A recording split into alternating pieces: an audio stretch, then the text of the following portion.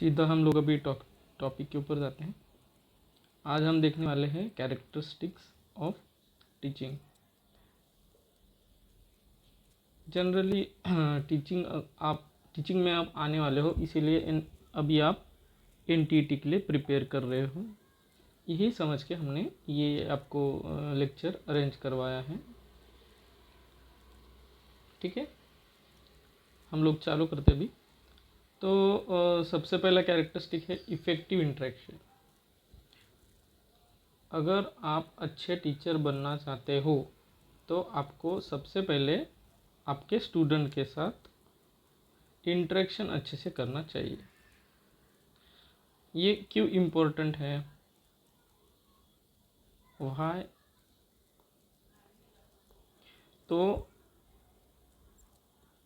पुरानी जो traditional teaching की मेथड्स थी उसमें डायडेक्टिक लेक्चर्स, मतलब आपके सर की नोट्स रहेगी, सर या मैडम जो भी है, और वो नोट्स आपको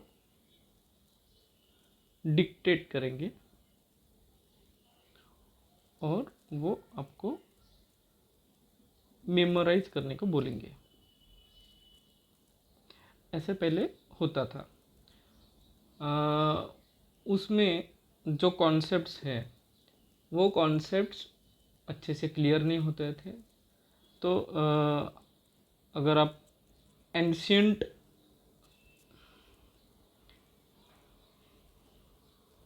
आयुर्वेदिक टेक्स्ट अगर देखते हो, जैसे फॉर एग्जांपल चरक संहिता, तो उसमें क्या है, संभाषा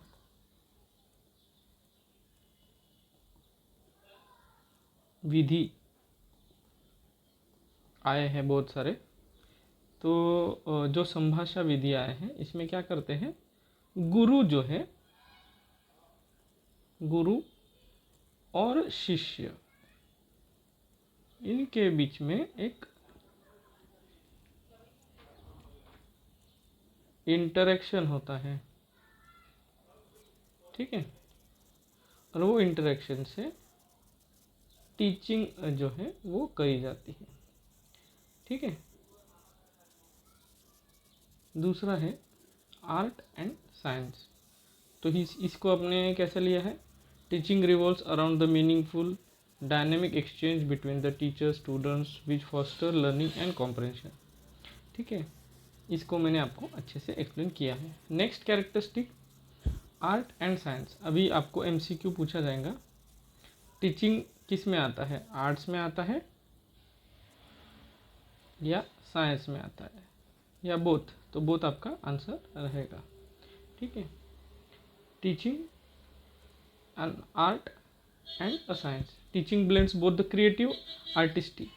कोई टीचर एकदम अच्छे से क्रिएटिव वे से पढ़ाता है, कोई एकदम सिस्टमेटिक वे से पढ़ाता है, एसओपी ऑस्पी ऑस्की जो साइंटिफिक मेथड से उससे पढ़ाता है। The art aspect involve the intuitions and the inspirations. Motivational speakers आपने सुने होंगे, तो वो क्या करते हैं, इंस्पायर करते हैं कुछ एग्जाम्पल्स देके। While the science part include the structured methods, जैसे लेसन प्लान हो गया। अब जैसे आप MUHS के अंदर आते हो या Rahul Gandhi university of health sciences के अंदर आते हो, तो लेसन प्लान्स आपको, ठीक है, तो लेसन प्लान आपको बनाने हैं। तो वो क्या हो गया, स्ट्रेटेजिकली आपको वहाँ पे जाना है और साइंटिफिकली जाना है, और उससे आपको स्टूडेंट्स को एक पता चलता है कि आगे सर ये पढ़ाएंगे, तो वो उसकी रिवीजन करके आते हैं। Next diverse form. ठीक है, diverse form. Teaching can occur in various format, from lesson classroom, from formal classroom instruction to informal mentoring और कोचिंग। अभी मेंटोरिंग क्या चीज़ है? मेंटोरिंग मतलब आपको गाइड करना या कोचिंग करना। जैसे नेट प्रैक्टिस किया जाता है इन क्रिकेट कोचिंग, तो ये नेट प्रैक्टिस में स्पेसिफिक स्कॉट मतलब स्क्वायर कट हो गया।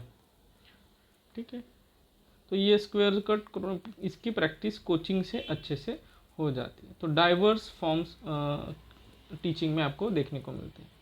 दूसरा है कम्युनिकेशन स्किल। आपके कम्युनिकेशन स्किल्स कैसे हैं वो भी आपको यहाँ पे डेवलप करने होते हैं। Effective communication is central to teaching, enabling the clear transfer of ideas and knowledge between teachers and students. Tripolar process. Teaching operates through a tripolar system where educational objectives guide the learning experiences, resulting in behavioral and understanding the changes.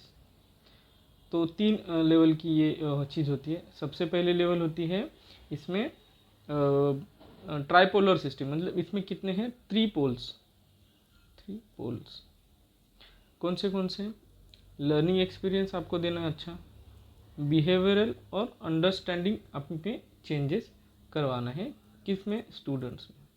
आगे जाते हैं planning and preparation. Successful teaching requires careful planning, setting objectives, selecting methods, using proper evaluation आ गया, मतलब assessment हो गया आपके students में स्लो लर्नर्स है, फास्ट लर्नर्स है या मीडियम लर्नर्स है, ये आपको इवेल्युएट करवाना होता है। उसके लिए आपको एग्जाम लेनी हो, तो इसकी टेक्निक्स जब यूज़ करते हो तो वो सब आती है प्लानिंग में। मतलब फर्स्ट टर्म की आपने प्लानिंग कर लिया, फिर सेकंड टर्म की प्लानिंग कर लिया, फिर पीएल आ गई, फिर यूनिवर्सिटी एग्ज़ाम, ठीक है। तो ये सारी जो चीज़ें हैं वो प्लानिंग के अंदर आती है। फिर बाद में है